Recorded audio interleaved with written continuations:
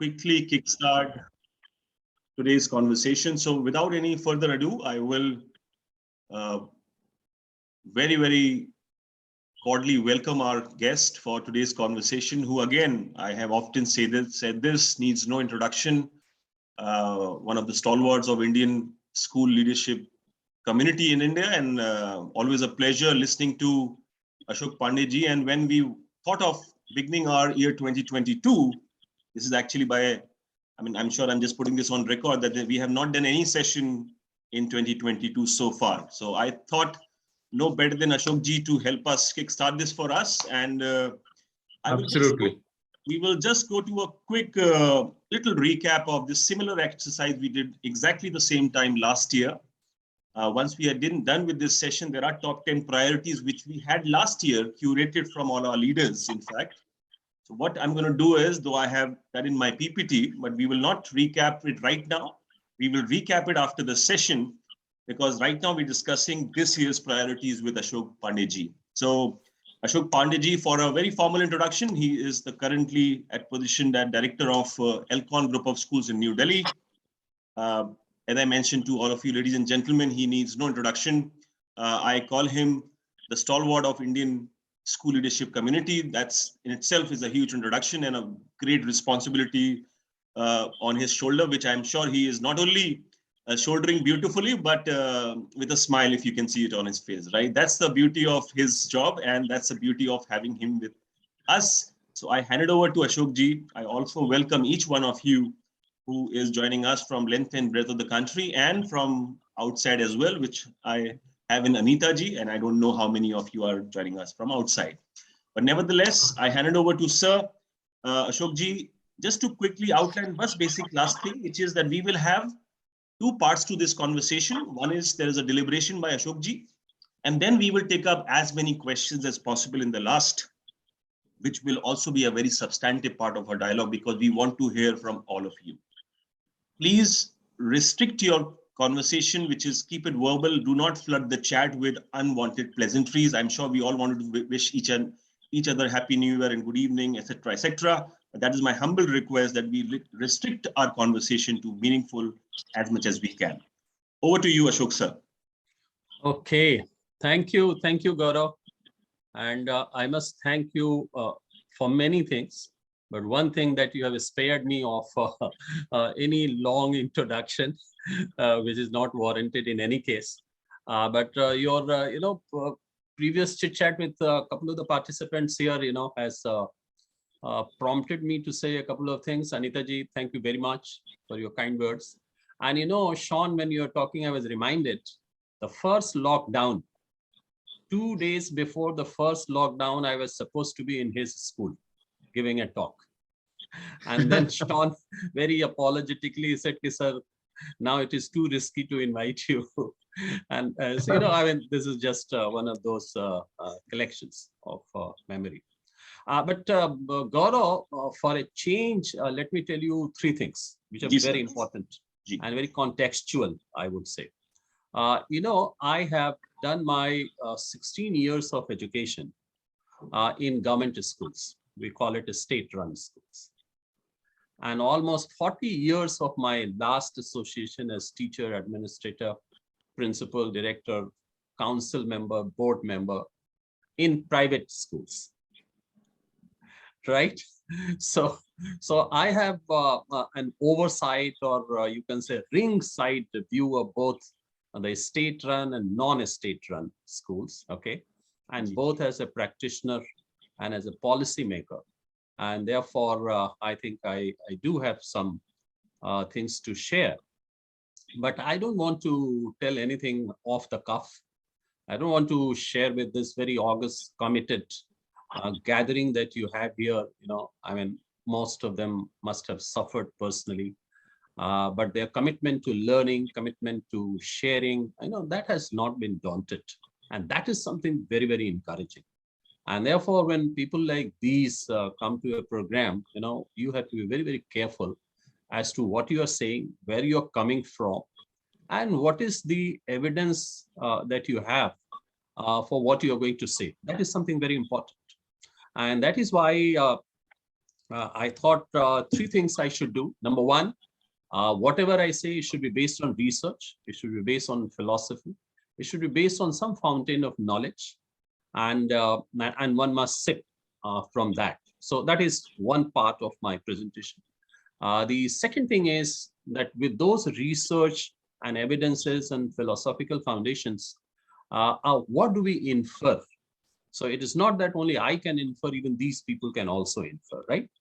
And then those inferences, what are the trends or indicators that they take us to for the education of this country or the universe in future? So these are three parts. And the other very important thing is that now that we are here for about 60 minutes or so, it should not only be a monologue from one side. I would like to involve all of them in some kind of interaction. And therefore, we will use an application, and I'll request all of them to keep their handsets ready with internet or Wi-Fi, whatever is available. And they will have to just click mentimeter.com. And once they come to that, they will get a box. In that box, they will have to put one code number, which will be flashed on the screen that we will share very shortly. And then there will be some questions, and you answer those questions. I see around 60, 65 people in the room. And if all of them participate, I think we will get some very interesting statistics.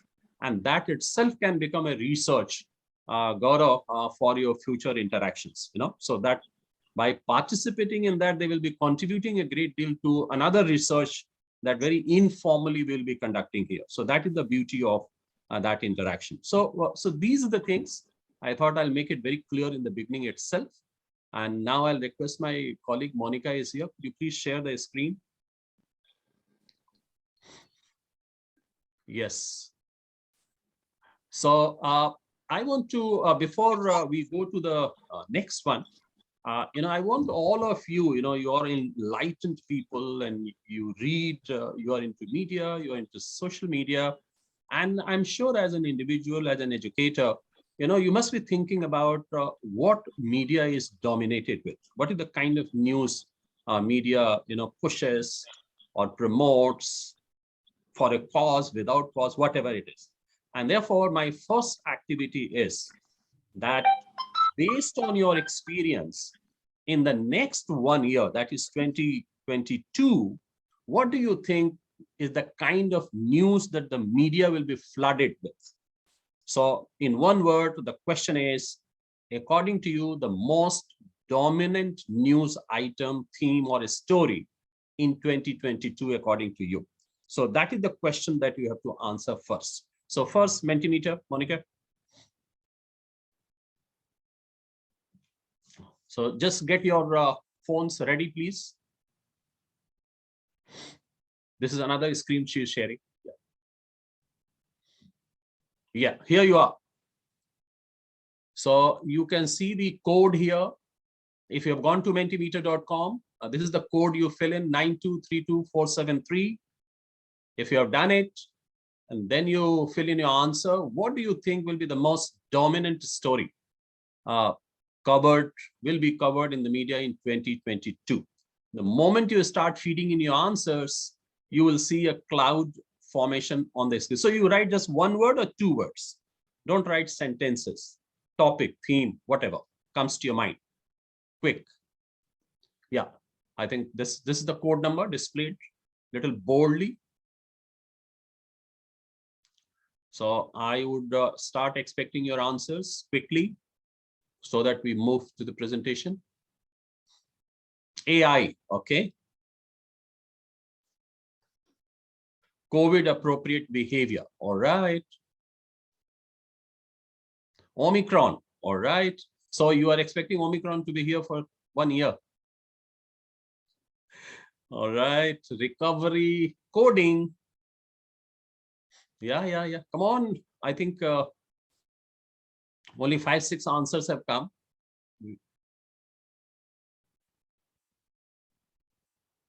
Yes.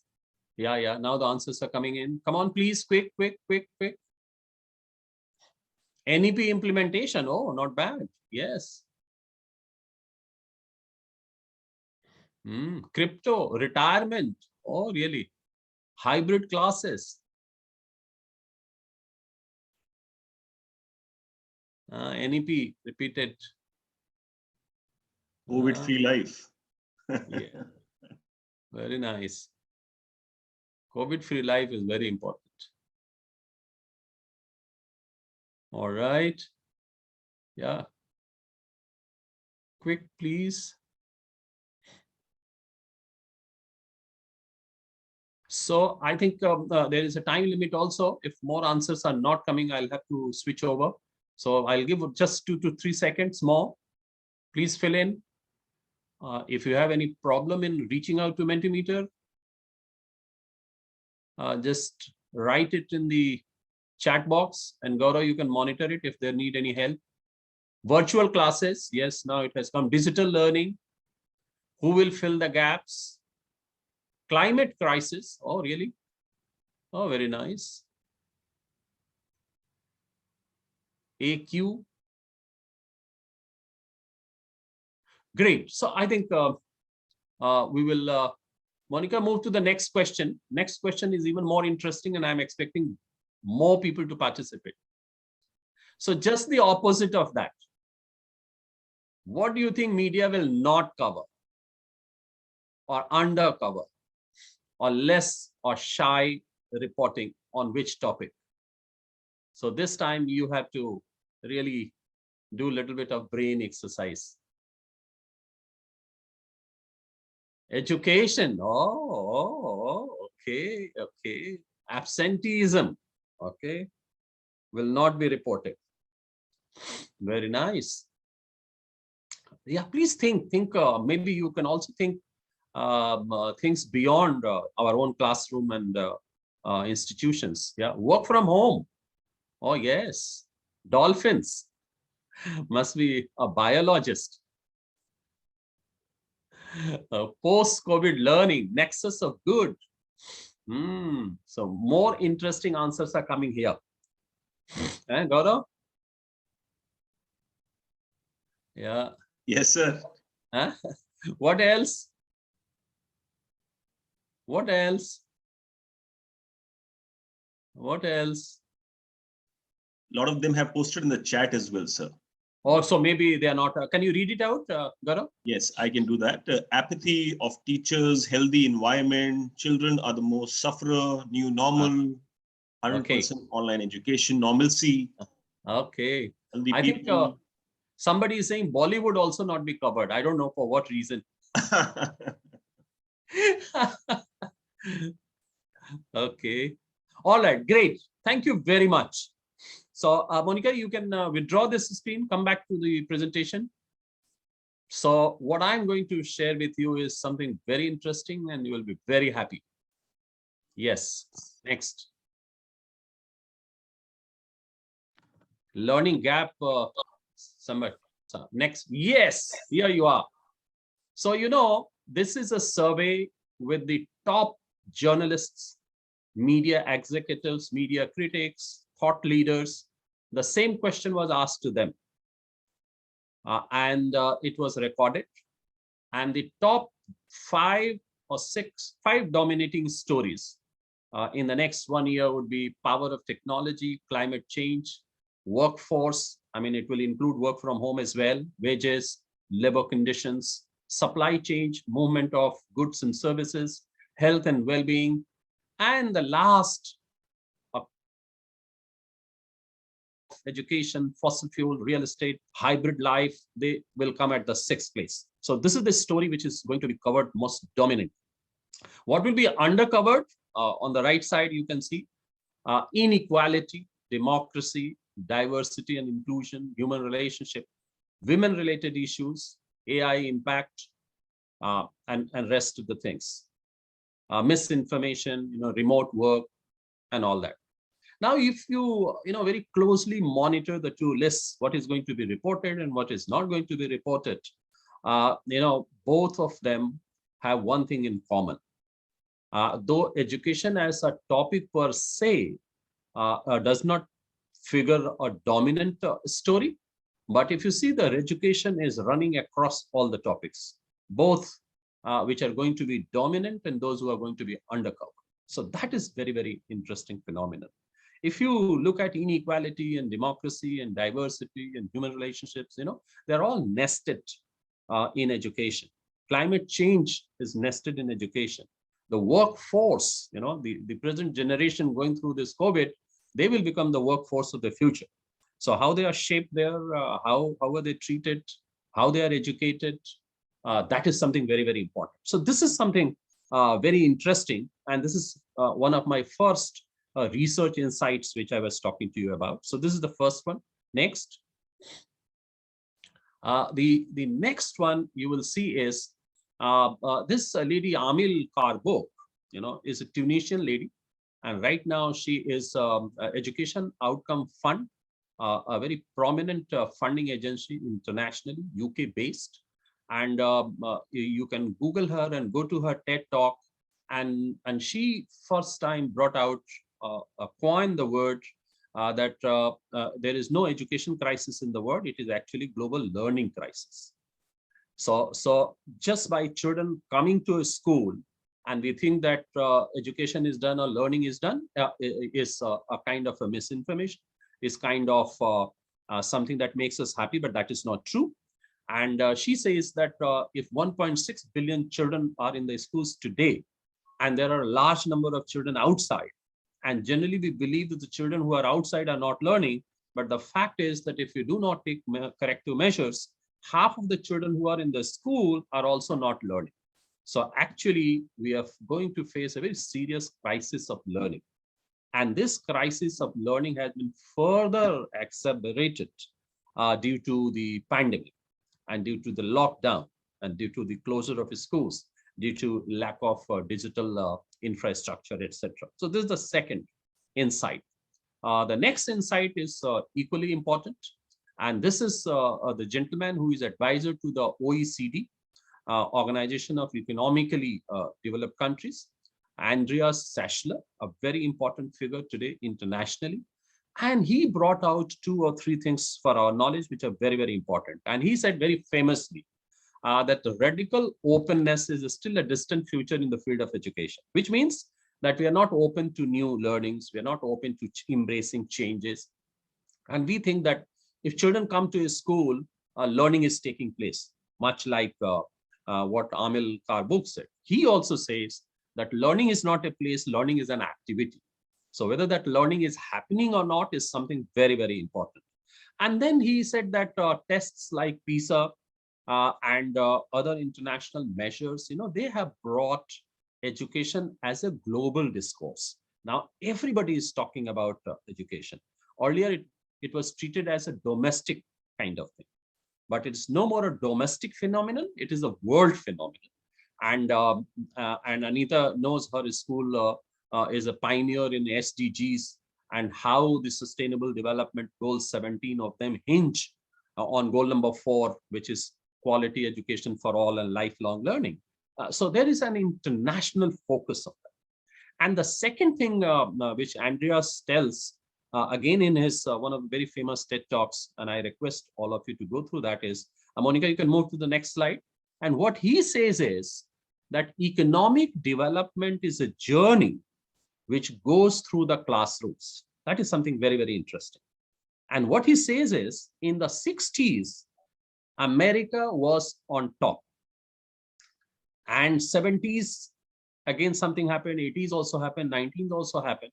But in the 90s, now America is at the 13th place globally as far as educational quality is concerned. So what has happened? His argument is that it is not that America's standards have come down drastically. What has happened is the other places in the world have moved up in reforming their education. And their reform in education is also very directly correlated to their economic development. So the research insight here is 2 ways. One, that economic reform is directly correlated to education reform, number 1. And number 2, it is possible to improve learning, and it is possible to radically revolutionize the classroom experiences. So that is the insight here. Next. The next insight, of course, is a little theoretical and philosophical. We have to go back to the purpose of education. Purpose of education was never a frenzied race for marks or percentiles. The purpose of education, as Aristotle said once, is to ensure the flourishing of human beings, flourishing of individuals. And this flourishing is a combination of two kinds of things: goodness of character and goodness of intellect. In our own scriptures, the first thing that is attributed to knowledge is humility. And from humility, we get a lot of other eligibilities to prosperity, and then to serving the society and things like that. And that is why it is something that as educators we have to accept, that this frenzied scramble to succeed according to some external measures of success should not be the purpose of education. And what should be the purpose of education is the collaborative art of mentoring. So that is something very, very important. So character building, collaboration, mentoring, preparing children for the society as a citizen, those things are very, very important. So this is a research insight 4. Next. Yes, one of the participants has given that shlok also, Vidya Dadati Vinyam. Thank you, sir. And then these three personalities I'm flashing before you. Gurudev Rabindranath Tagore, I think, is something, is eternal, that he talked about, that the learning can only be creative and full of joy. So that is something very, very important. And John Dewey, if you move, he talked about that the learning has to be autonomous, and we have to believe in the agency of students. And similar to that, what Vivekananda also said, that there is a seat of excellence, and the job of the teachers and educators and parents is to sprout that, to manifest that perfection, which is already within the child. So that is a very profound insight that as educators we should have. And the third is, which was a very controversial book, The Pedagogy of the Oppressed, a Brazilian educator, Paulo Freire. And when his book came in the 60s and 70s, by 70s, it was translated into many languages. And he said that, look, let us not be very patronizing, and let us not say that we will give autonomy and we will give agency and we will do this for the children. I think the pedagogy is something, the knowledge is something which the children, and particularly the marginalized and the vulnerable and the oppressed, the kind of word that he used, they have to take it for themselves. In the pursuit of their own learning, they have to demand it, that what is the kind of pedagogy and what is the kind of school classroom experience that they want. So that is something very, very important. So these three insights here and the previous insights, these are very, very important things. So I would just give a pause here, that these 5 insights, and if you break it down, maybe 7, 8, 9 insights that we have done here. So what do you think it means for education? That what are we going to do for education, and what are the inferences? What are the activities, or what are the imperatives according to you, which is very, very important in the light of this, and also in the light of your own insight into it. You also have a lot of insights. You have given and gifted many, many years of your life into education. So what do you think is the most important imperative for education? So before I come to the next one, I'm going to give you another interactive opportunity. So this time, the question is this one. What do you conclude are the concerns in education emerging from these insights and your own insight? Okay, so again, you can write 2 or 3 words, and this time you can write any number. Even previously also you could write, this time also. If there are many concerns you have, you can write that also. So let me see. If this time, I think I should have at least 100 of concerns flashed here. But I'm very sorry why some people are not able to join Mentimeter, and they are continuously writing in the chat box. But all those who can write here, please do. Student-centered learning, excellent. Yeah, so please write something like this, whatever comes to your mind. Inclusiveness, equity, engagement, dealing with learning gaps. This must be Mr. Best, I can guess, because he talked about it earlier also. Inclusive education, dealing with learning gaps. So 1, 2, 3 insights have already come. Building skills, absolutely fantastic. Teacher training, oh really, lack of connectivity. Stop doing for education. This is not very clear to me. What does it mean? And empathy, oh yes, widening of the learning gap. Learner centered. Brilliant. Very nice responses are coming. Good, good, good. Learning culture with innovative practices. So innovation, yes, yes, why not? Empowering teachers, bridging the learning gap. Absolutely, I agree. Very nice. So just even those who have written, if you can think of something else, please just give a free run to your thought process, your creativity, your expression, so that we have a little more here. Empowering teachers, getting students back to school. Yes, why not? Absolutely. Yeah. Brilliant. All right. Do you have something in the chat box, Gaurav? Yeah. In fact, Lakshmiji itself said adaptability. Yes, adaptability. And absolutely. Someone... Fine. So yeah, Monica, you can withdraw this, come to the presentation, and therefore what you have written and I have also written something. So we will just combine the two lists. Regular motivation. Yeah. Next. Here you are. Yes. So summary of those insights. So character building, learning crisis, you have mentioned it. Learning improvement, you have mentioned. Learning should be a joy and creativity. Rabindranath Tagore said, pedagogy of the oppressed, that inequality, inclusiveness, somebody has talked about it. Route to economic prosperity is through the classroom. Technology, playing a massive role. Community building and sustainability should be the purpose of education. Student and teacher agency, you talked about empowerment. And somebody has written something. Crisis management, yes. And we have to learn lessons from the pandemic, you know. I mean, that should be our biggest teacher, you know. What has worked, what has not worked.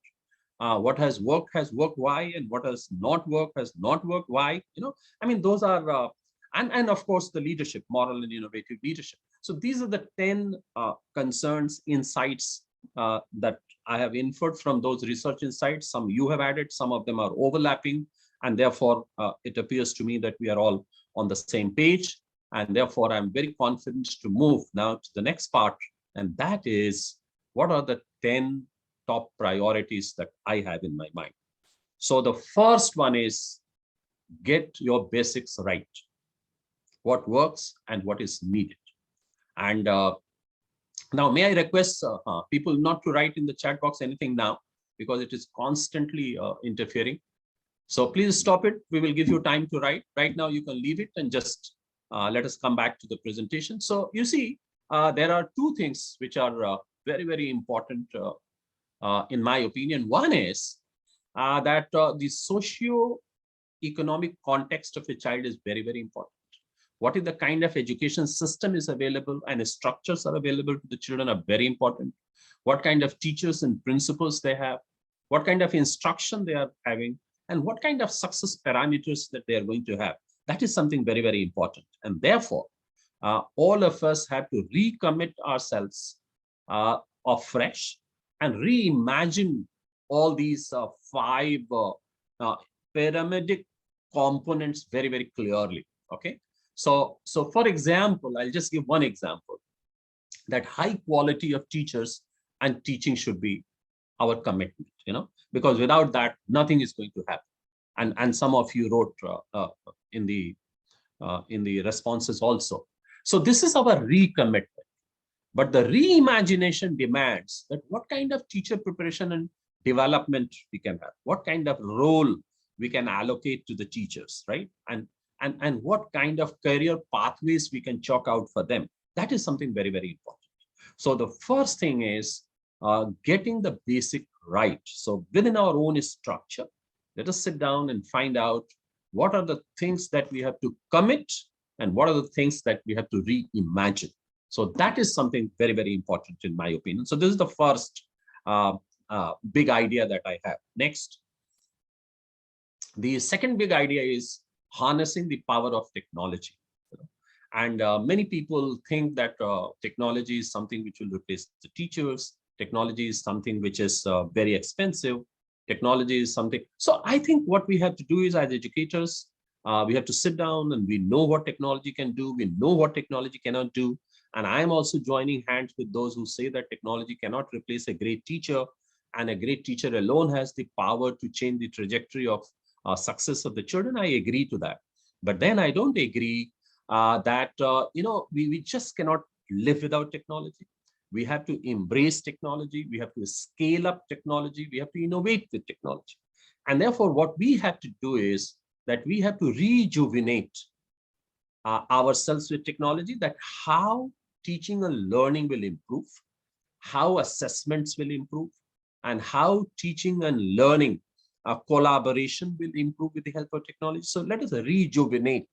And the second thing is that we have to innovate, that which technology and what is the use of technology that we can embed into our teaching and learning process for the overall benefit of both the teachers and the students. So that is the innovation part. And third, of course, is pioneering. So can we pioneer that, look at my institution uses or embeds this part of technology, and this is the research we have done, that this is how it improved the learning outcomes. This is how it gave more time to the teachers to plan their lessons. This is how it freed the teachers' time from the mundane work. So what kind of pioneering work we can do, what kind of innovations we can do, and how we rejuvenate with technology. Of course, that will require your budgets, that will require your planning, and that will require a lot of approvals. That is a different thing. But the core and bottom line idea is we just cannot do without technology. So we have to harness the power of technology and we have to scale it up. Third big idea, move forward with mastery-based learning. Somebody mentioned about it. And therefore, you see what is happening is that the kind of traditional method that we have pursued in our schools is we have examinations with utter contempt and indifference. What do I mean by this is you have half-yearly examination, and then the children move to the next part of the syllabus and prepare for the final examination. And we just don't worry as to what has happened to those children who have not done well in the half-yearly examination. So irrespective of what you do in the examination, we are moving ahead, which means assessment is a very, very routine thing. Assessment is a very, very, what we call something which children have to take irrespective of any feedback that we have learned from them. And therefore, when we say that move forward with mastery is the development of competency should be the priority and not the covering of the content. So we have to move from content delivery to competency building. That is what mastery means. And hence we say here is, and therefore the smart adaptive technology program into our instruction, into our practices, into our feedback, into our assessment building processes, I mean, those things are very, very important so that students move there at their own pace and they take charge of their learning. We talked about the student autonomy. We talked about the student empowerment. How will that empowerment happen if we do not give importance to the development of competencies and we only subject them to standard external tests and we make them fail or pass irrespective of any remediation, any competency building and things like that. So fourth big idea, according to me, support children holistically. So this is one thing which has been debated very, very hard in the educational discourse. And that is something that I want to tell you. You see, even during the pandemic, did we all not say that if we had the digital infrastructure, and if children had the digital infrastructure, and if children had self-motivation, and if children had persistence, they had the independence, they had parental support, they thrived, and they have not suffered much. But when you come to the same child, as far as emotional toll is concerned, awareness about the anxiety of the child is concerned, depression is concerned, mental health is concerned, the child's ability to work in a team is concerned, the child's ability to solve a problem is concerned, empathy somebody talked about. So how has empathy built into the children or not? So if you talk about a child's preparation for the future, then is it only the cognitive domain? It is only the competency in mathematics, or there is something beyond this? So if there is something beyond it, and which I think will be the overwhelming majority response, then we have, without any mention, talked about the whole child concept of development. And therefore, the world over, now we are talking about whole child development. And that is something. So some people call it holistic development. Some people call it complete personality development. Some people call it whole child development. But all of them only need one thing, that children need to be helped to become effective citizens. They have to become the parents. They have to become the future workforce. And they have to become the custodians of this beautiful planet. And if they have to be all these, I don't think a truncated education imparted to them will be a right, justified thing to do. The most appropriate thing for them to do is to develop the whole child. So that is why my fourth big idea is support children holistically. Fifth, and that is something very, very important in my opinion, that help students adapt to the future of work. This is something that we just cannot ignore. Best and most developed countries in the world, they started preparing many decades in advance. They guessed it and they projected it. Their research suggested to them that the children are going to change many jobs. They had to adapt to the new skills. They had to learn, unlearn, and upskill themselves. And they knew that it is not important to learn alone, but it is important how to learn, how to be self-directed, how to be self-responsible, because they have to adapt to the future of work. And many researchers have suggested that the future of work will require the talent and the people who will be hired should have a better, higher thinking qualities, should have better socio-emotional skills, should have better digital skills. So those are the things to come. And therefore, in our curriculum, in our pedagogy, in our activities, in our whole school program, I think we have to bring in at center stage that what are the rapid changes taking place in the workplace, how the rapid digitization is happening, the cybersecurity, the ethical standard, health and well-being is the first and foremost. So can we give them opportunities for job shadowing, the internship, the school industry linkages and interactions, and the competency building of these children. So that is why my fifth big idea is helping them to adapt to the future of work. Sixth big idea. That is something very, very important. And many of you echoed it in some of the activities that we had before. We have to develop new models of teacher development. All of us can say here that, oh, yes, we do teacher development, but then is it enough? Is it adequate? It is a structure. It is integral. Is it as disciplined, as enthusiastic, and as committed as any other capital development in the schools? Do we take the same pride in teacher development or investing in the asset called teachers as the pride and happiness we take in developing a library or a computer lab or any other capital infrastructure in the school? I think those are the questions that we have to ask. And then all teacher training, I'm not going into detail, but the pre-service teacher training should be more comprehensively be linked to the schools, much as I would say the medical colleges are linked to the hospitals. So what is happening is, as it is, the training colleges are not very equipped, less said about them, the better. And in any case, they do not have any experience of a school life where they are going to spend the rest of their life. So that is something very, very strange in this country. And that is where I say the new models of teacher development are very important. Investment in teachers as assets, setting professional standards. So the government is already working on it. Professional standard, I may add a word here, that what should teachers value the most? And what should teachers be non-negotiable as far as their profession is concerned? That is what the professional standard is. And as a teacher, how am I going to commit myself and reimagine the things that I will do in the classroom to prepare the children holistically, the whole child, adapting them to the future of world and making a better human being out of them.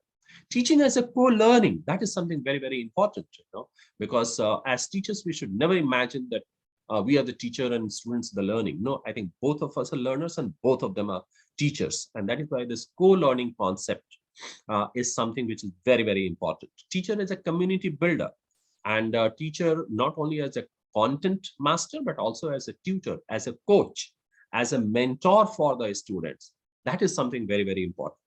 And hence, I very firmly place my sixth big idea in education is that we will have to focus on developing this new model of teacher development.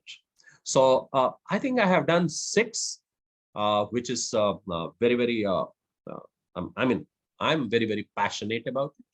And now I think this is the time. Probably I'll give you one more exercise before I go to my 3 more big ideas. So next question, Monica, let us see what you think about what we are doing. Yeah, there you are. This is the previous one. Yeah. So now before I go to my 3 big ideas, I want to ask you a question. What do you think are all the activities that teachers perform in their day-to-day life? So you just have to write the activity. Teachers do this, this, this.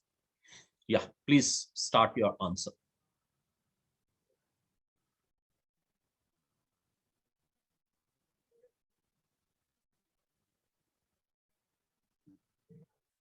Yeah. So please join menti.com again. This is the admin instruction. And again, you have to, yeah. So people are coming. Practical, facilitate, engagement. You can just write the actual activity. So let us say classroom teaching. You can say assembly taking, or you can write, taking them on the excursion. So real activity. Yeah. Test and remedial. Yeah, somebody has written problem solver. No, that is a different thing. They are a problem solver. But what do they do on a daily basis? The routine duties that they do. Learning, disciplining, yes. Assessment. Oh, wonderful. Yes, yes. Preparing for curricular activities, annual functions, inter-school competitions. Yes, of course. Assessing the students, realizing all right. Oh, I think this time, Gaurav, you'll be very happy. A large number of entries have come this time. Yeah. Imbibing moral values. Yes, I agree. I agree. Absolutely, I agree.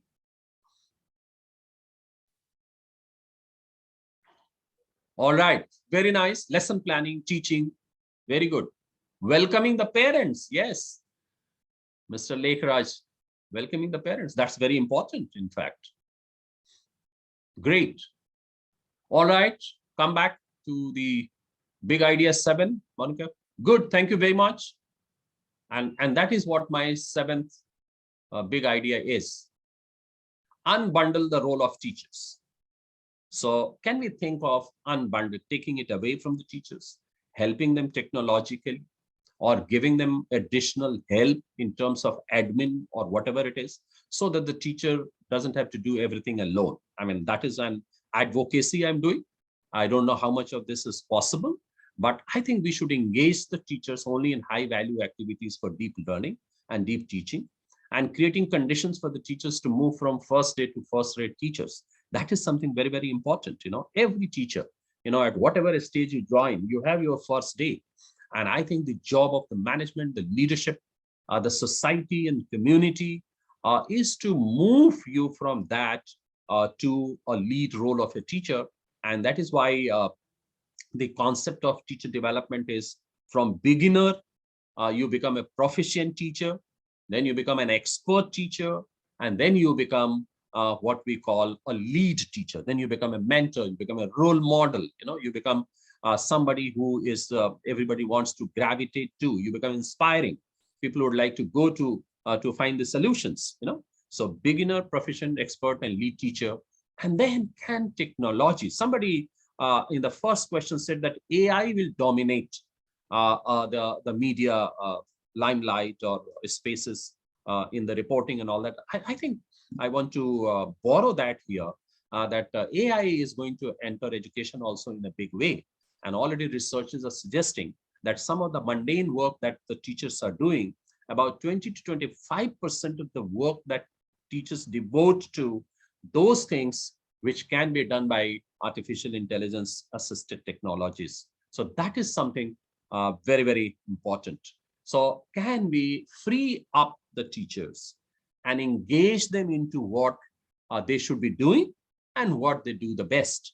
And that is investing their knowledge, expertise, mentoring to the children for their better learning. So that is my idea number 7. Idea number 8. Next.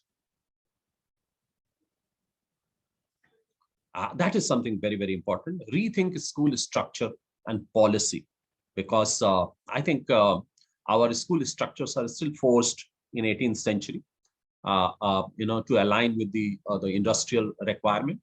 And of course, we know how much adaptation we have done during the pandemic. So if we can do it under force, and if that adrenaline of change was induced by fear of pandemic, can be converted into something innovative by design.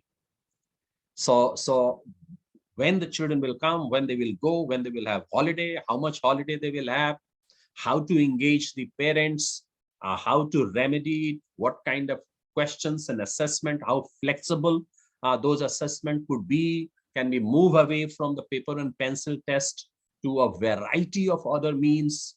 Can we ask children conduct surveys? We ask children to do a video presentation. Can we have a group activity? Can we ask children to evaluate each other? I mean, the list is so long that we are sitting on the pile of innovation resources, and those resources can help us restructure our policies and schools functioning. And that is why I have asked these couple of questions, that pedagogy, curriculum, assessment, learning spaces, they are not only meant for disciplining and passive learning and standard tests. We have to innovate. Where is innovation? Did we not innovate during the pandemic? So my question is, what more can we do? So that is my 8th big idea. 9th. This is something very, very important. Operate with the purpose. I mean, we should never forget the purpose. And here very quickly, I'll tell you 3 questions educators must ask. Who am I?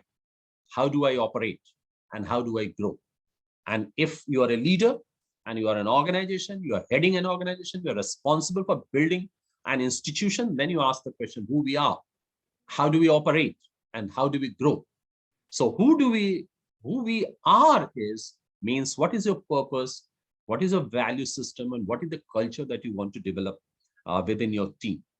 How you want to operate? For that, what are your decision-making processes? How much freedom and autonomy and participation you invite and you welcome. Your structures, I talked about in big idea 8. And talent, how do you manage talent?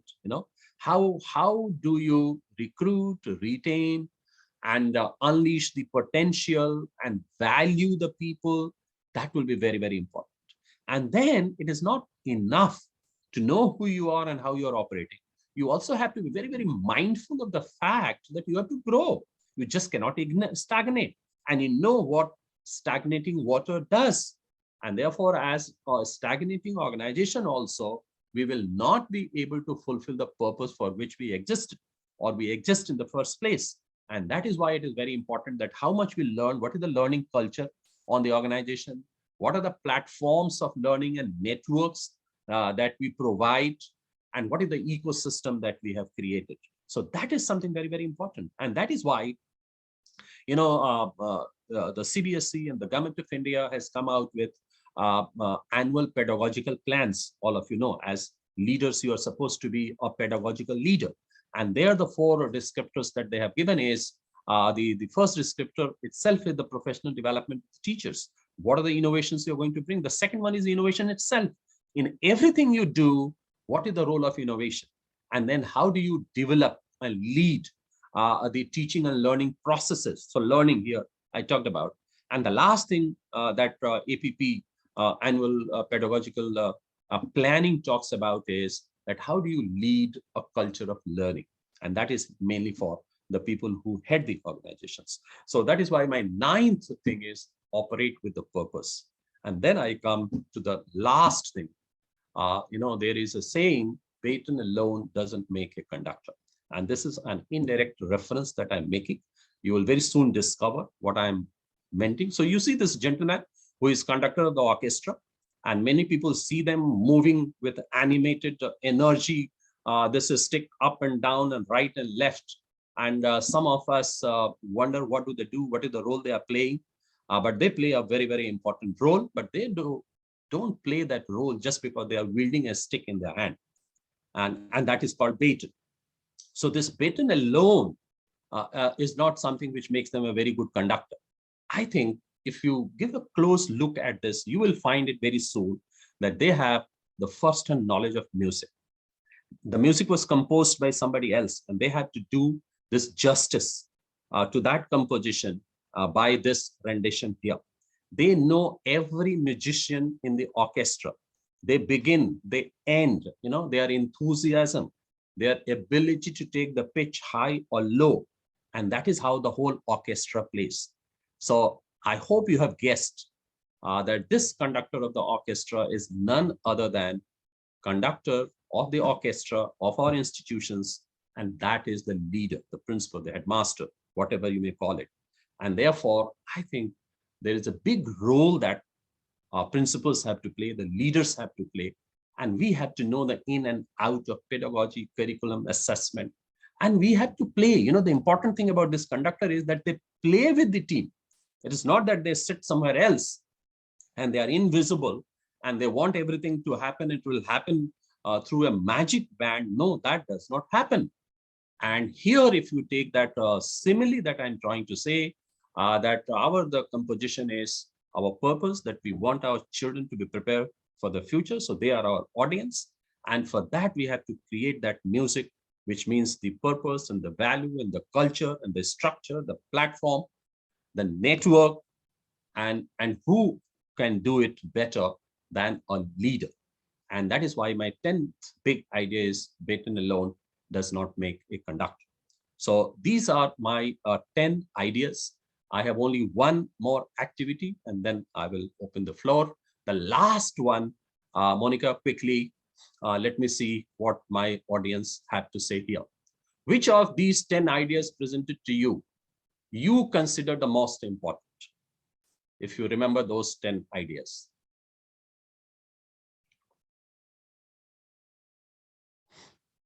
Okay, quick.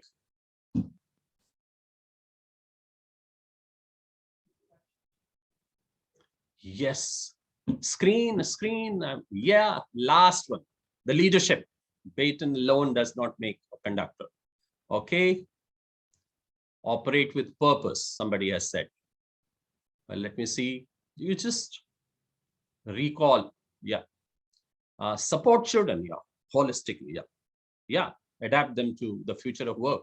Very nice, excellent. 10th one, last one, that is 10th one, operate with the purpose, leading with purpose. 7th one, unbundle the role of teachers. Yes. Last one, leadership. So if I can see here out of the responses that I have so far, 10th one is the winner, it appears. Principal is a leader, 10th one, last one. Teacher improvement, yeah, that is also winning. New model of teacher development, oh, absolutely. Thank you.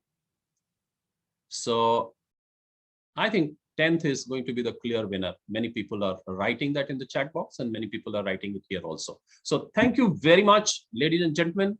Monica, you can withdraw it, come back to the room and screen. Thank you, Gaurav. Over to you now. Wonderful. Thank you very much. As I said, no better way of starting our conversation for 2022 than inviting you to do for us. So now, without any delay, I would say let's have everyone participating in, and let's start with the questions. How we will do it is very simple. If you can put up a virtual show of hand, we'll help you unmute, and then you can ask your question.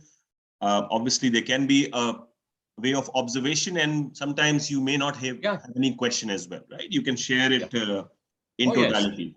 Yes. You add something to it. Absolutely. Right. So let's do this. We will take up as many questions as possible. We'll take it for 15 minutes, if I may say.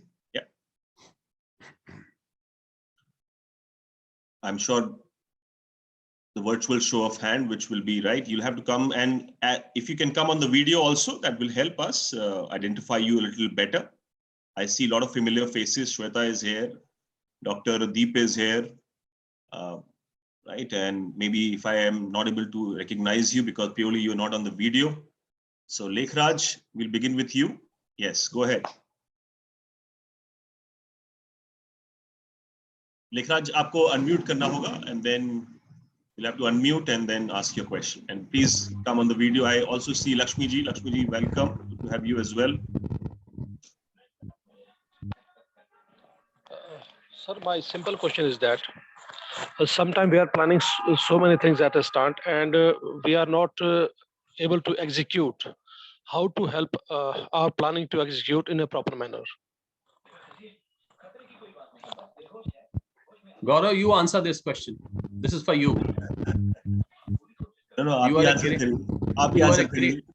are a great executor of planning and ideas. So this is a general question. Since you are putting the baton in my hand, let me take it purely from, because मैं भी चला जाता हूँ जो 10 आपने points दिए उसमें से 2 मैंने भी note down किए, especially क्योंकि वो मेरी life में बिल्कुल as an entrepreneur implement होते हैं. पहला, which is that get the basics right. It is so very important. We somehow jargonize our life too much, and मैंने ही window में डाला था which was operate with purpose.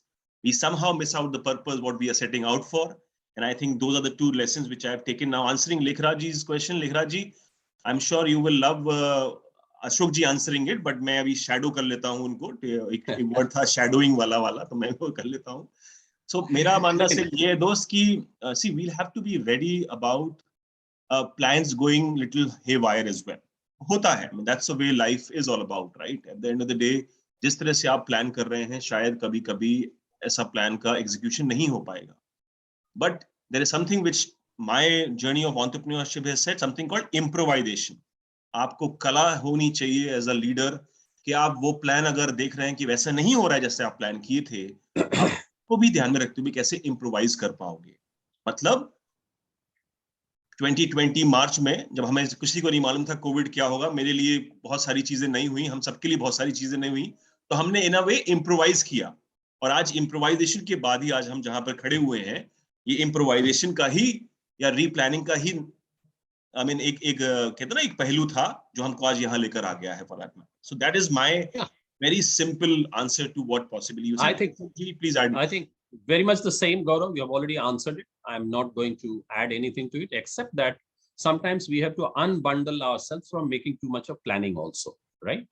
So that is also very, very important. So let us examine the planning that we are making, how much of that is relevant. And then there is a very simple exercise, what is important, what is urgent, what is important and urgent, what is important but not urgent, what is urgent but it is not important, So I think that is one thing that we can keep in mind.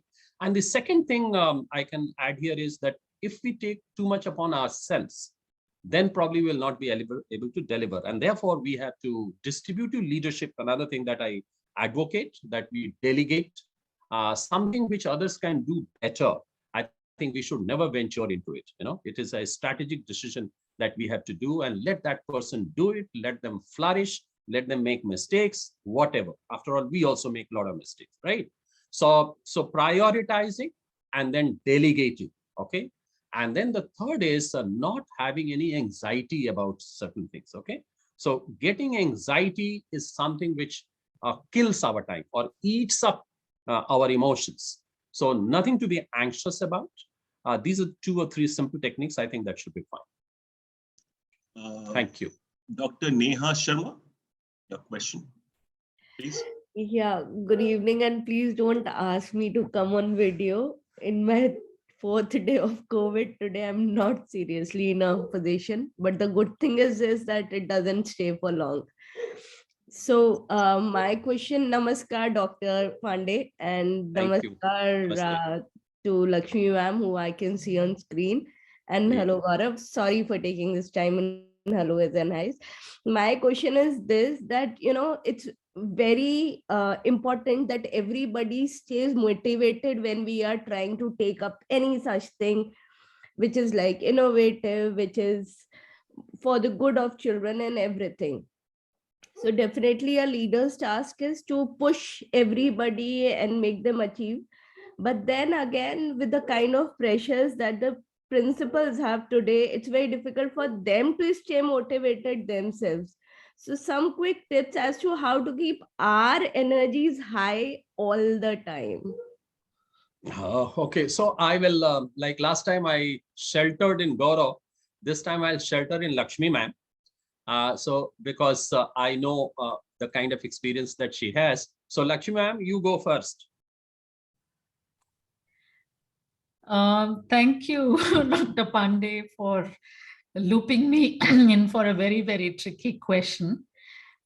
Since we are all going through the effects of year 2 lockdown or close down of schools, and the 3rd year staring at us, and I think the probably one way is I will draw upon your point of reminding ourselves of the purpose. I think whenever we kind of question ourselves as to what am I doing, is it really meaningful? I think, this is how I deal with it, is that what's the purpose, building the citizenry for future, and it's such a hopeful place. It's an emotional thing. It's not an intellectual, it's not a cognitive, rationalization alone, but it's about the emotional thing. And I guess, probably some concrete practices like a gratitude journal or appreciation notes, or, the lives that we have touched, in the lower times, you kind of count your stars, and it sounds, probably very simple steps, but I think very concrete steps is what it will take us through. And the purpose, thankfully, whether it is lockdown, Omicron, anything will not change, because we still have to build a citizenry, and that we are irreplaceable. I think that is what would, keep us going. Absolutely, absolutely. I think this is a brilliant response, Dr. Neha. Just a couple of things. You have asked this question, but I know you are a highly motivated, absolutely committed and reimagined leader. Probably you wanted to add to the discussion, and that is why you have thrown this question in the room. But 2 or 3 things which are coming to my mind is all of us have traveled by the air. And though we never listen to the air hostess, but when they give their instructions about how to wear the oxygen mask, they say that first you wear yourself, and then only you help others, right? So I think that is a clue for all the leaders. We have to take self-care, not only for ourselves, but if we are not well enough, how will we help others? So that is something very important. So our resolution should always begin with that. How do I take care of myself?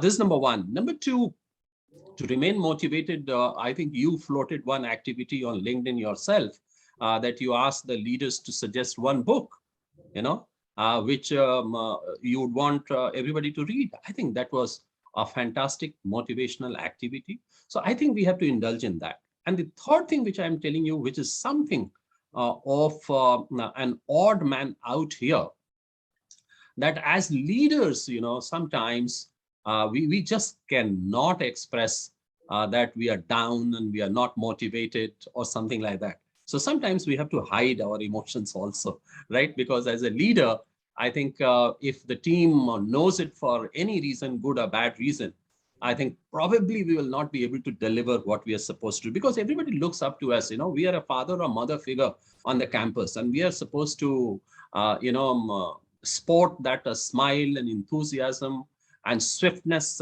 in our movement all the time.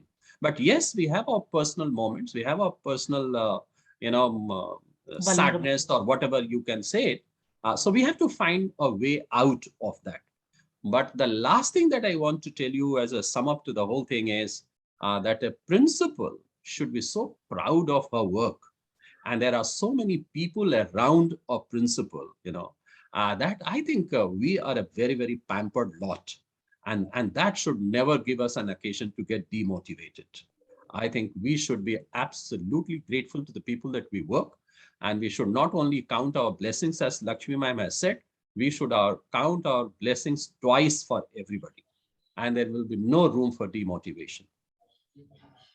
Thank you, Dr. Pandey. Thank you, Lakshmi ji. Yeah, you're saying something? Go ahead. Yeah, no, I wanted to ask commentaries that. Comment, okay? Yes, you please comment, because if you ask, you will have to answer it yourself. Dr. Pandey, thank you. Thank you. You comment. Yeah, I think, wonderful 10 comprehensive priority setting, so to say. This March is year 2, and we probably will still be closed down because, for example, there are a lot of civil liberty organizations now sending letters saying that don't force vaccination on children, don't force, compulsory school, a whole lot of things. So my concern is another year probably is going to go open, shut, open, shut. So is there a restating of, I wouldn't say purpose, that when both adults and children come back, not if, because we will come back, and especially children who have never been to school, like a grade 1 and a grade 2, is there something that we need to define differently about schools in the post-pandemic era? Because it's still pandemic. I cannot even say it's post-pandemic. Is there something that we need to set the tone when we return? Yeah, so I think that's absolutely a very, very genuine, legitimate concern. And that is why I think 2 of the big ideas that I presented, one of them is the whole child. I think part of the answer lies there, because now we are having a child coming, which is not whole, not part, truncated in the sense that a lot of things that should have happened in the 2 years, that has not happened. And therefore, we have to reframe our pedagogy and interaction in such a manner that we come back to the whole child. And second big idea next to that was as to how to make the child future ready. And therefore, those skills and those competencies, we have to bring in them. And that is why I think the next big idea will come to the rescue in this concern is how to remodel our teacher preparedness for that. So that is what exactly I meant when I said that some children will come with a lot of anxieties and depression and mental health issues, somebody lost in the family, a very traumatic experience, and of course the learning loss or gap or whatever name you suggest. And therefore reframing the teacher development program will be very, very important. But and Dr. Pandey, my bigger focus is on the teacher community, the trust deficit that the teachers have experienced across, the kind of salary not being paid, the kind of, clustering. So how do we, I'm largely asking on behalf of all of us, probably we haven't experienced a teacher exodus that probably the Western world has experienced it, but teachers have lost their jobs, and to return back or not having been paid, or not having been honored. How does one build this trust deficit was my biggest concern, because when we come back, we're all going to come back with our baggages. But I get what you're saying. Yes, absolutely. I know. I mean, this is one very, very serious area. I think not only in the West, I think many teachers have left or they were forced to leave. The principals, many heads of institutions, their appointment letters were sent to them, and before they arrived at the place of joining, they were sent another letter, no, don't come. We have deferred the appointment with the principal. So these things have happened. And collectively, I believe this will all become part of our memory. And human mind is so flexible, so adaptable. Sometimes I thank God for this also, that, the healing process is very, very natural. When we get a jolt, then we know what is the power of that jolt, But over a period of time, we have the ability to rationalize things, we have ability to find reasons behind it. And therefore, I think we will find, as a human resilience, we will find some reasons to say that, okay, it's fine. Let's forgive it. Let's forget it. Let us rebuild the whole thing once the burned boats are there. How can we rebuild our boats? So I think those psychological, emotional healing processes will take place. And again, as I said, the role of the leader will come here. What kind of compassion and communication and empathy, and can we develop any new model within our own financial structure to take care of the families? I think those things will come into picture, but I know the answers are not very, very easy to come by. Yeah, we'll take a few more questions. Dr. Prashant, your question, please go ahead. I saw your hand coming up earlier. Yeah. Good evening. Good evening, Dr. Pandey. Yeah, then we go to Sean, Vishakha, Vinay, and Piyush. Just as an extension to the last slide that you had shown, that baton need not necessarily make a good conductor. And one of the opinions echoed by one of my colleagues as well, how to go along with all the stakeholders onto a common platform. My assessment of the whole thing is that if networking and collaboration is given its due importance, I think that can make the life of a school leader a lot more easier. In the sense that if I, as a school leader, can learn from a 3-year-old, I can most definitely learn from my fellow principals as well, and draw inferences from the best practices that get adopted in their schools, and accordingly try and figure out what works well for my institution.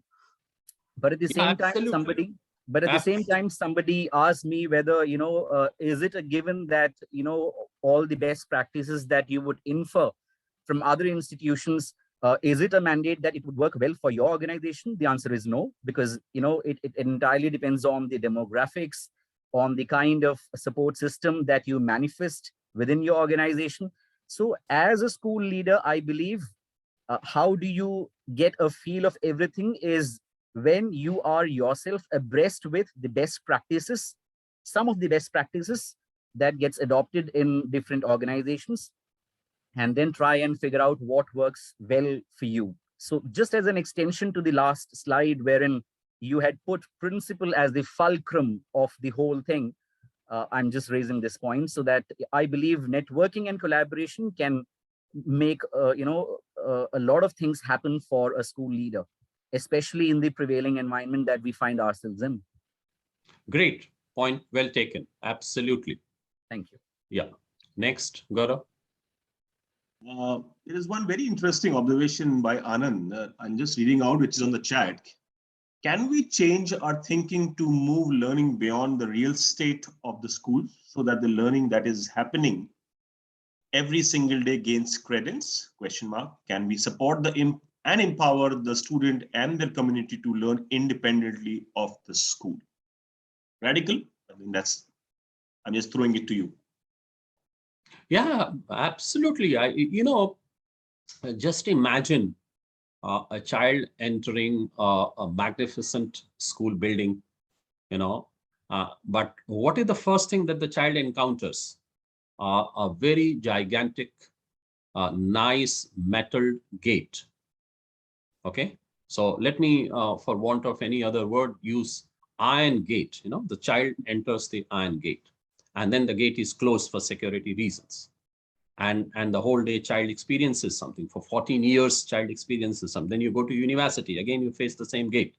But just enter the gate and about turn yourself. What do you see? You see the world outside the gate. So you have to prepare yourself for outside the gate. And you prepare yourself outside the gate, if I can use the word universe, right?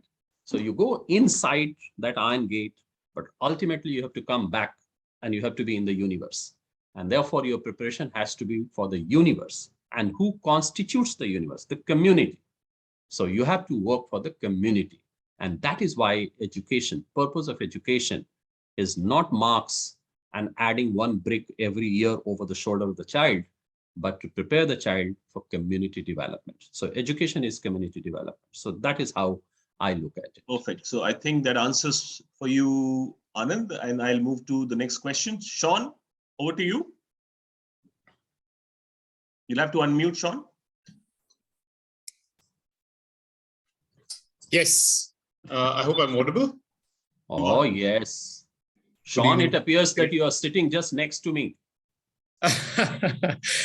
Well, yes, again, the last slide was the most beautiful, in which you highlighted that just as the conductor and the orchestra is the most important person in getting every musician syncopating beautifully to what is heard at the outcome of the orchestra, so as the principal of the school. But there is one question that I always feel is unanswered. When and how are we going to overcome the difficulty of getting effective teachers? And with this pandemic, it has actually taken things backwards. All right. So would anybody like to answer that? Deep, you can answer. You are in Jammu, and I'm sure you will have something to echo. Unmute yourself and comment on this, please. So this question has come from Roorkee, and it will be answered from Jammu. I never thought you will put me into this situation, Pandey sir, but fine, when as a student of yours, I think in a way I have to do the needful.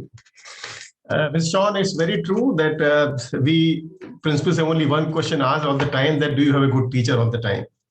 And we all know we will not be having any source coming up in the next few years to have the good teachers coming out from there.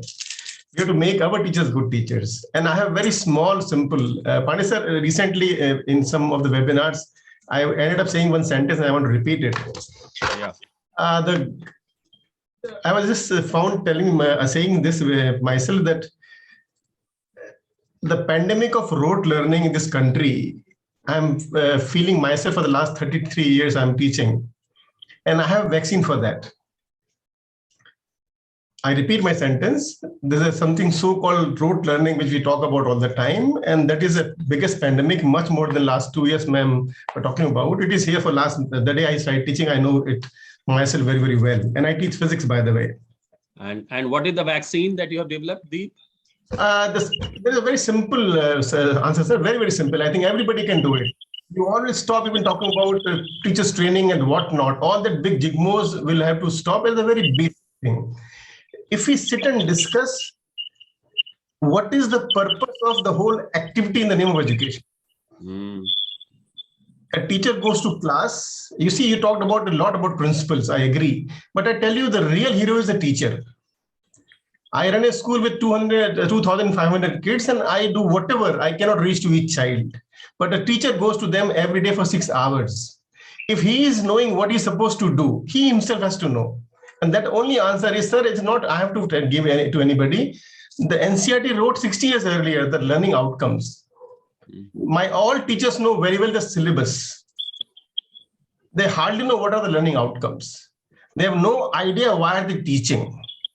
They know I have to do this topic, and they have no idea what is the purpose of doing that topic. And as long as this gap is maintained, we do whatever, sir. We do whatever. You will never get a teacher who teaches children for life.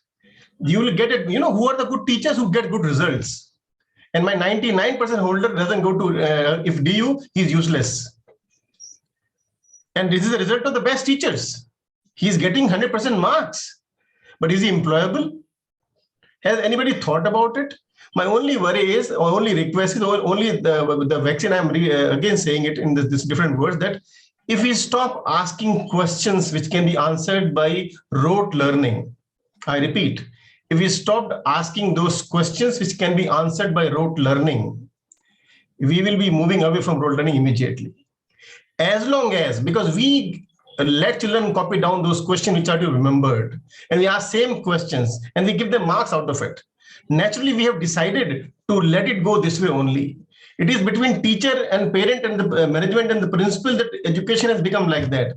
Pandey sir, I'm teaching physics for last 32 years, and this is my latest. I have gone back to my ex right now. The of it. I've gone back to my ex right now. My first love, I've gone back. I started teaching people in the night. I teach children from 9 o'clock to 12 o'clock night nowadays. Those who are free. Anybody having children of the physics class 11, 12, they can join my Zoom meeting altogether all the time. This is what my personal love is. So what I'm telling you, sir, it is very simple. It's only basics. And I assure them we'll go to IIT, my dear. Don't go by the world's nonsense in the name of extra, which is not required.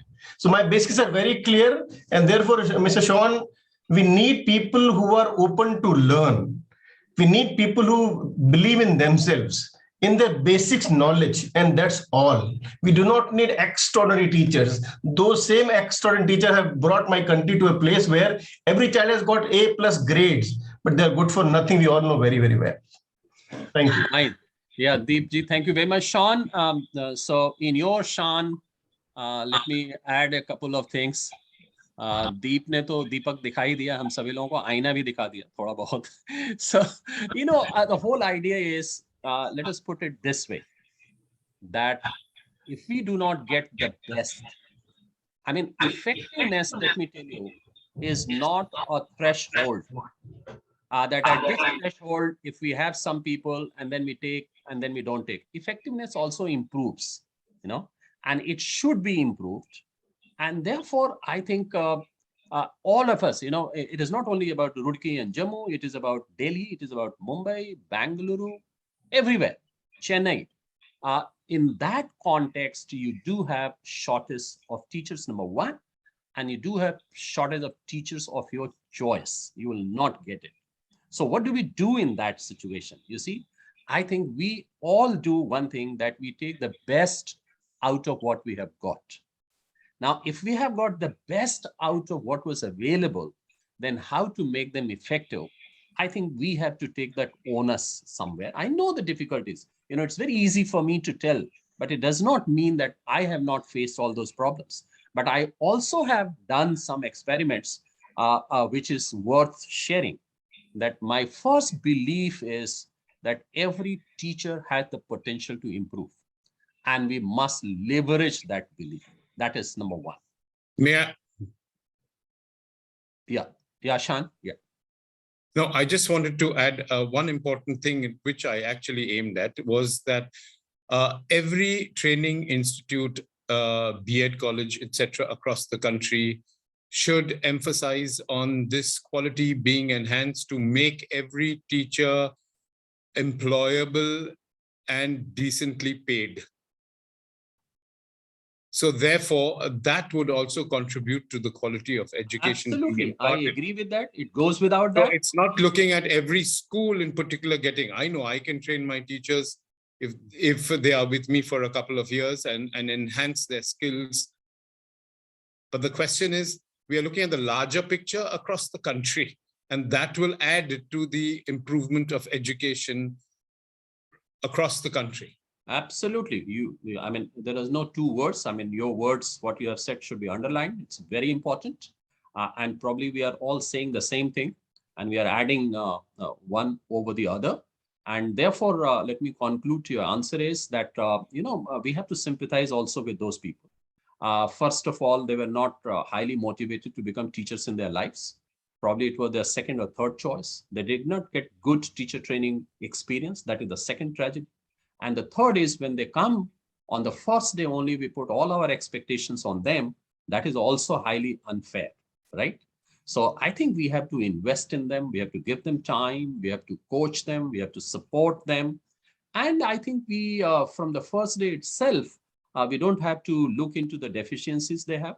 We can also look into what are the gifts and talents and good points that they have, okay? And we should have a reservoir of expectations. Some of the expectations they may be fulfilling on the first day itself. And some of the expectations they may not fulfill in 1 year also. And therefore, a little bit of patience and perseverance, trust, somebody mentioned it, and this belief, which I said, that the teachers do improve, and particularly what teachers have done in the last 2 years, I don't think most of us should say it anymore, that they will not improve. That's all I can tell you at this stage. Gaurav, over to you. If it is fine, then we can take a couple of questions. Yes, time for a few more questions, yeah, and then we can take your leave. Yeah. And I'll quickly say, Vinay, your question, keep it precise and pointed. Vishaka, after that, you, SK Chaturvedi, Piyush, and Anita ji, you'll be the final one with the question. Yes, Vinay, over to you. Please go ahead. A very interesting debate has been going on, and all the topics which have been mentioned here. I'm really delighted to be part here. Thank you, Gaurav sir. Thank you, Pandey sir. As quite eloquently put forward by Deep sir, that are we able to equip students, today's students, regarding when you're coming out of the school or coming out of the college, one of the major concerns which I have been seeing over the years, that students feel that they are not equipped or prepared to face the challenges of the life. And while taking the meeting with the teachers, one of my main question is, there has been a serious issue with the syllabus. We have become quite mechanistic. So my question is, what to do with this syllabus which we have been dealing from last 10 years, 15 years, which has not changed at all. And while reading, while teaching these students with that kind of syllabus, are we doing justice to today's kid? Because after reading what we have in our area, like suppose if I take the example of social science or the other subjects also, it has been same from last over the 10 years. And when you're coming out of the college or the school, as Dr. Deep sir has mentioned beautifully, that is that make any sense and in the today's scenario? Or are we doing justice to the education or to the kids? And it's not just about the school. That has been the issue with the PhD students also. Some of my colleagues also, they were like unaware what to do after the PhD because it is not employable. And in the today's generation, in the today's time, it is a very serious issue.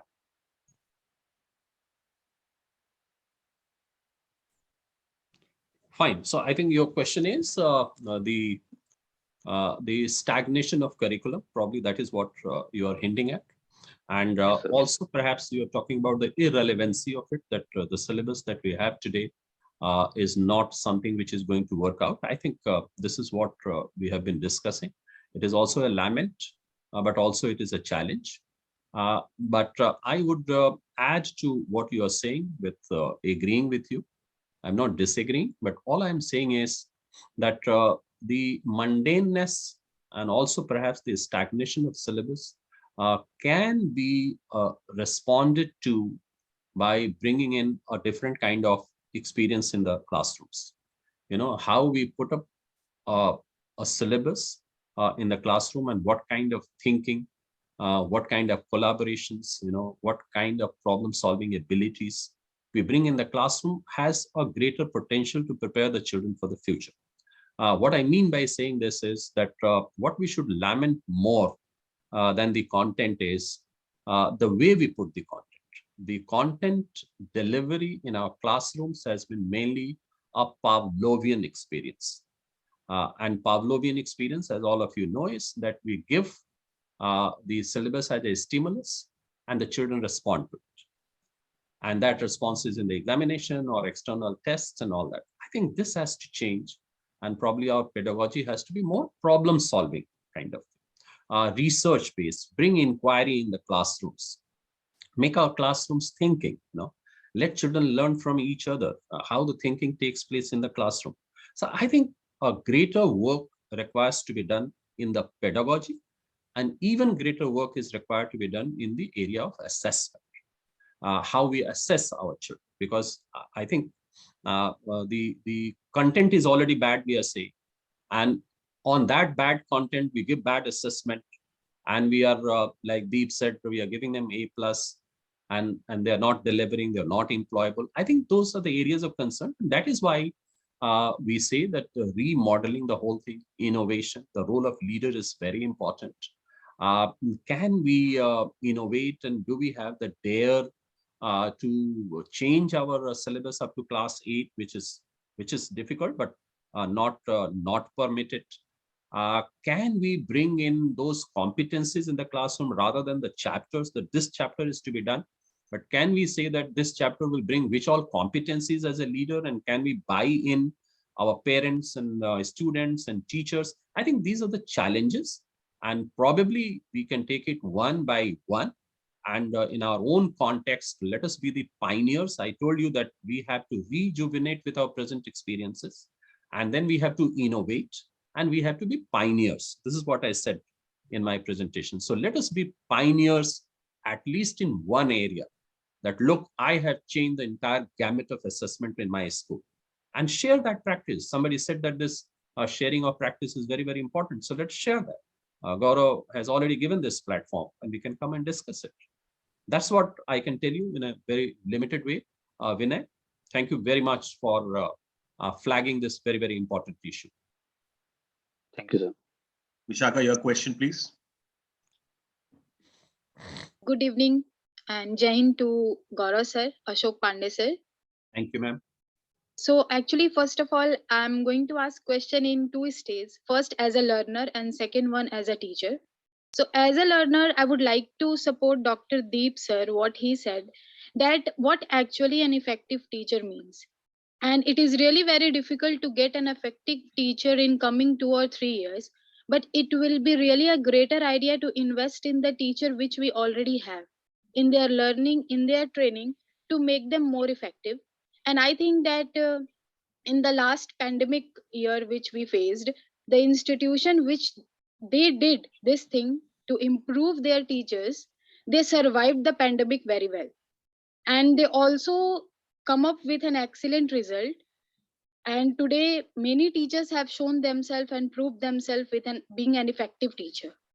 Second thing, as a teacher, I have one question to Ashok sir, that as after pandemic, when a school got reopened, we interacted with many students and they shared many things with us, like how tragic it was for them to be online, the mental pressure, and how they became so angry on the small things which they were facing.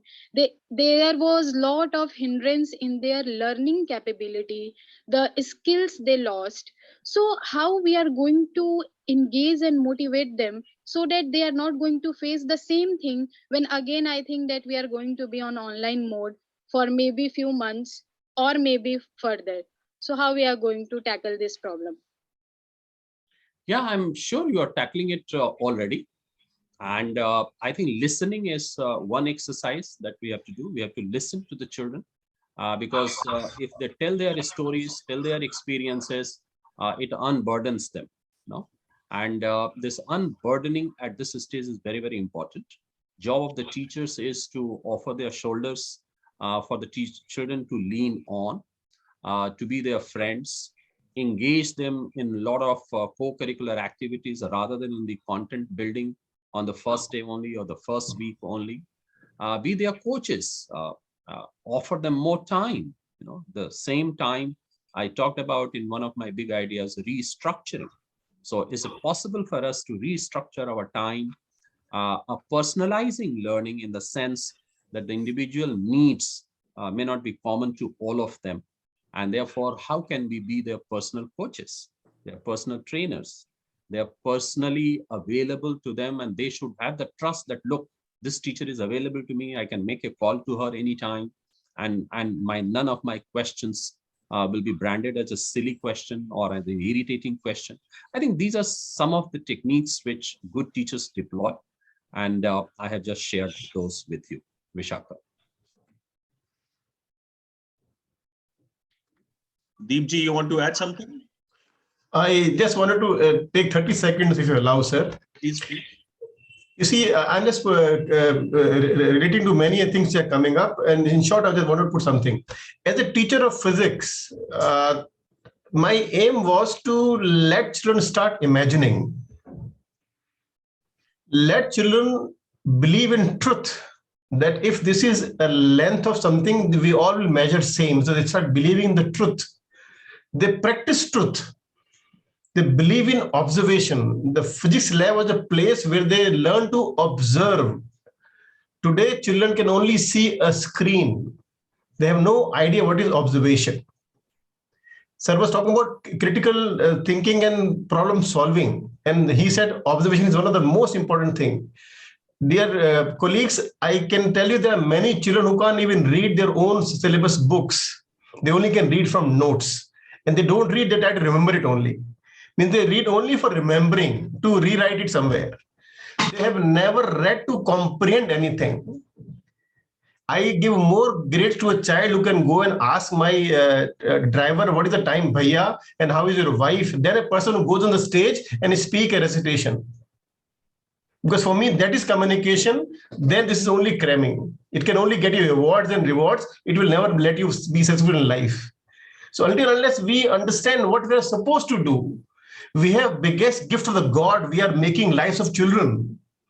There can't be any more responsible work than in the world. Mr. PM Modi is doing nothing as compared to a teacher. Because we are building life, we are building nations and universe. We are the only one last hope of the universe. A teacher is the only first and last hope. And if we are not doing it right, we are having to have it. There's no doubt about it. Yeah. Thank you very much. Okay, Gaurav. Yeah, Three over to you. questions. Okay. Quick, so please request people to just frame the question, no pleasantries. Focused, pointed. Yeah. Mr. Chaudhary, SK Chaudhary ji, please unmute, and if you have a question, let's quickly. Piyush, over to you, Piyush. Let's move on. Chaudhary sir, please. Good evening, everyone. Sir, my question is that nowadays we are living in a complex world.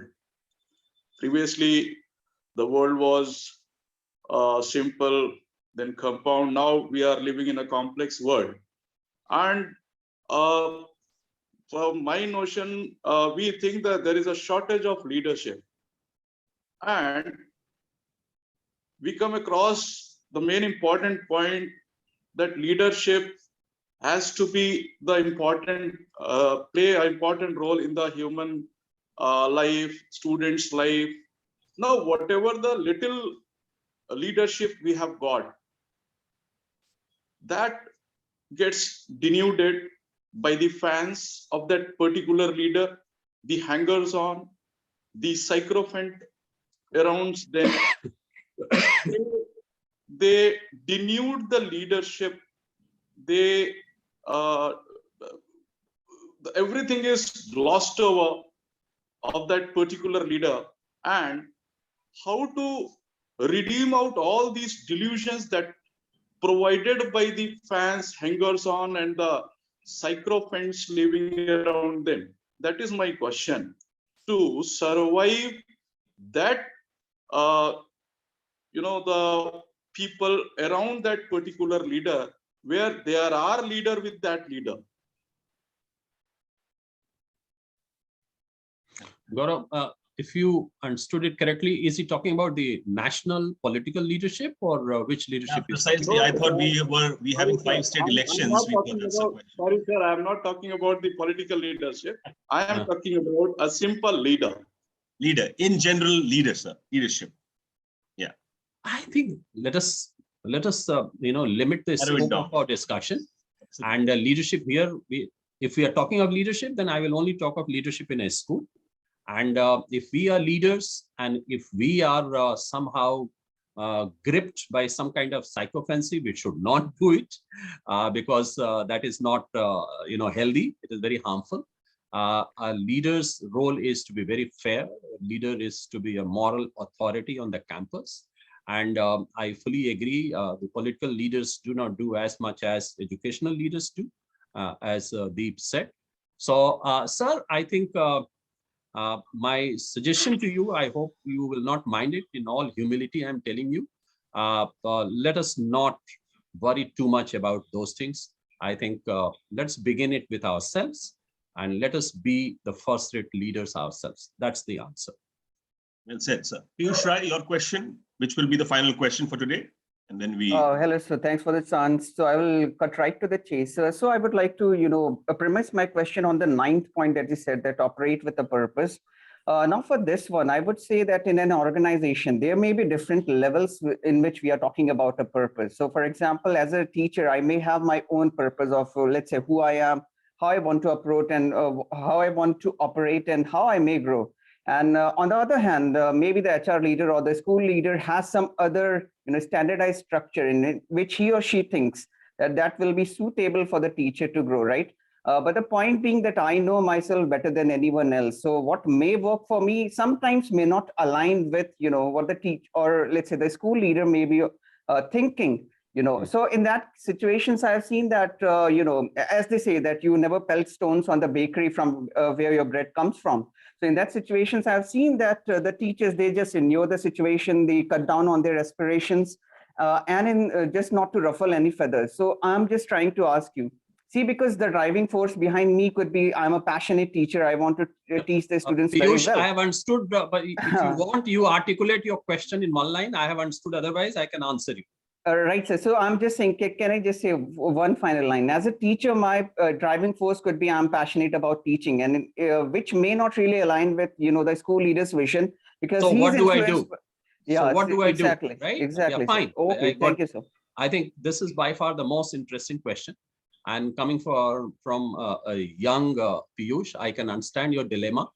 And Piyush, I can confess to you that I was also a young teacher at one point of time.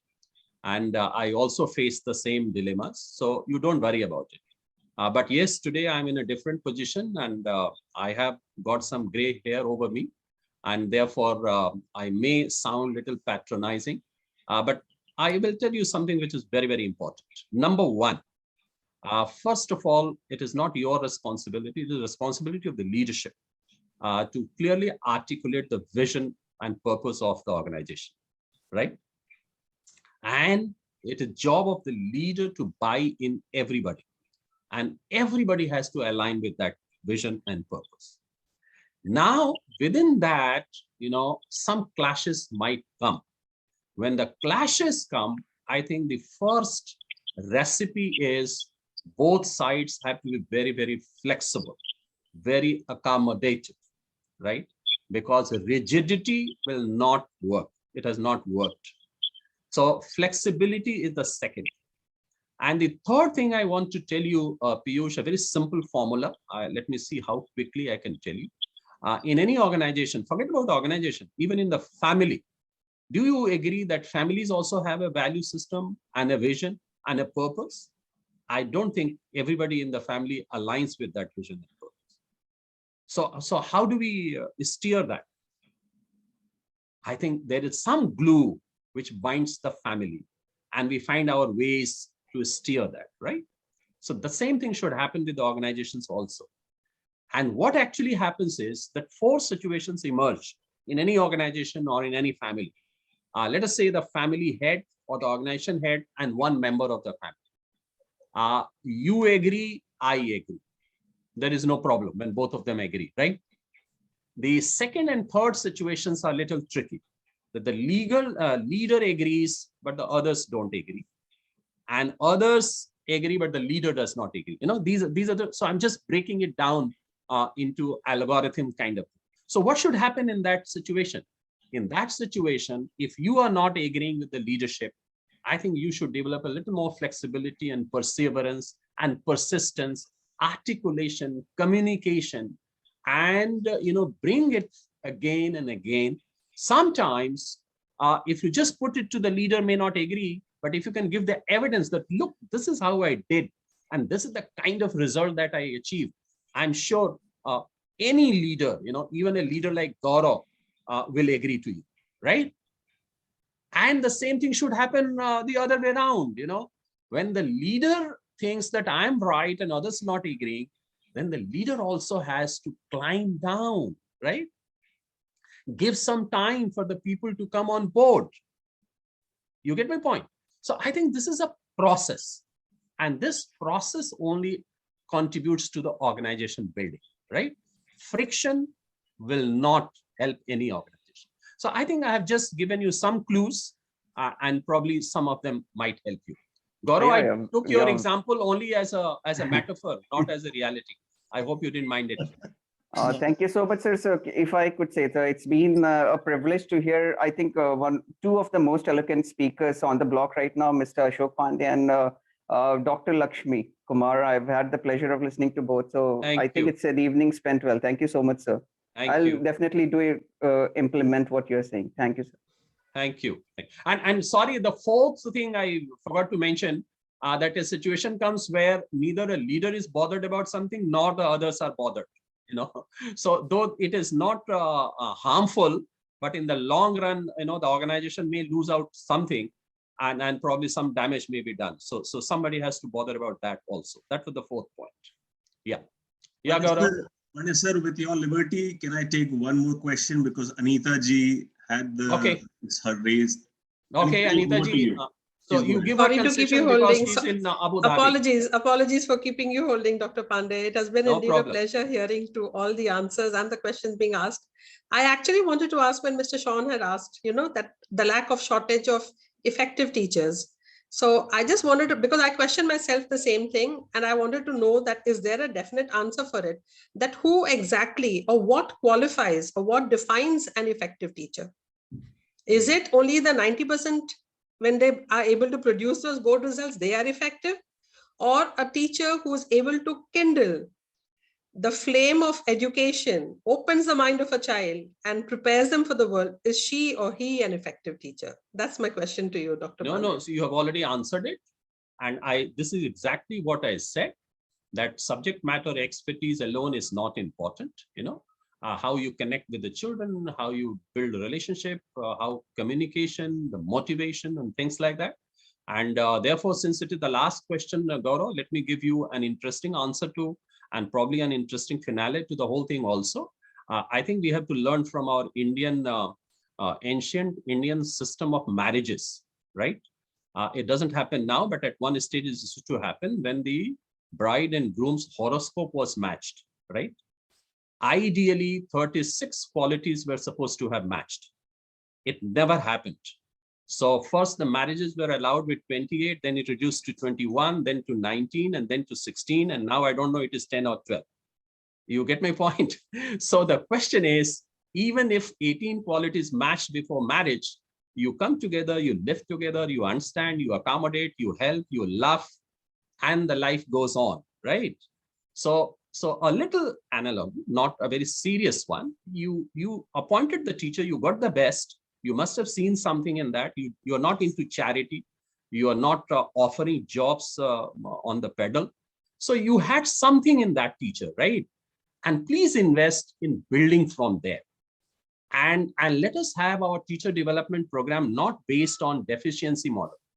Let it be based on pedagogical gift model, And what is the difference between the two? Is that what is the best in the teacher? And let me strengthen that. And deficiencies, I will supplement and complement over the years. So that is something that has worked, and I have seen it working, and I thought that it is worth mentioning here. No, I definitely agree to it also, Dr. Ashok Pandey, because, in our school, what we do is that we tell the teachers to train the others in what they are good at. Yes. So this is empowering them, and at the same time, a motivation for the other teachers also to learn something where they are able to pass on the training to the others. Absolutely. So, empowering each other, and that I think is the best thing that we can do. Absolutely. To get the best out of a teacher. Thank you. Thank you so much, Dr. Pandey. Thank you, Mr. Gaurav, for this opportunity. Thank you so much. Completely our pleasure. And as I mentioned, no better way to end a conversation with a lovely analogy, I would say, from Indian rooted, I would say. Tradition. Having said this, thank you, Ashok sir. Always a pleasure. And though we took 50 minutes of Q&A. We took 50 minutes of Q&A only, and I'm sure there were more questions actually. But no better start for our 2022. As I mentioned, this is just the beginning of this year's collaboration with Ashok sir. In fact, we will keep inviting sir very regularly so that educators from across the country are benefited. I have been getting a lot of responses on my chat and my personal WhatsApp as well, that we will have to do a little follow-up as well very, very soon, which we will certainly do, Ashok sir. Maybe Thank you. With a little less time, I'm sure, but I'm sure you can spare a little time with us as well. But having said this, sure. Neha, take care. You're not well, and yet you are part of the conversation. So please do take care of yourself. And everyone who had joined us today, my sincere gratitude to you. Thank you for joining in. We were not able to take a few questions. We will certainly take them in due course. Thank you, Monica, for assisting with the presentation. I know it is difficult to be in a session and do that, but then you did it very well with a pleasant smile on your face. So thank you, everyone. Take care of yourself. These are difficult times, but I'm sure we will navigate through together. So take care. Monica and I have done more than 300 sessions like this in the past 2 years. Fabulous, fabulous, absolutely fabulous. So happy Makar Sankranti to everybody from the north and across the country, and please do take care of yourself. Bye-bye. Thank you. Thank you. Thank you very much. Thank you, everyone. All the best. Thank you. Thank you. Happy Makar Sankranti to all. Neha, everybody. Thank you, nice Dr. meeting Pandey. you all virtually. Anita ji. Thank you. Okay, Gaurav. Bye-bye. Tye. Thank you, sir. Take care. Bye-bye. Thank you, Mr. Gaurav. I'm ending Bye. the meeting, everybody. Bye-bye. Thank you. Take care.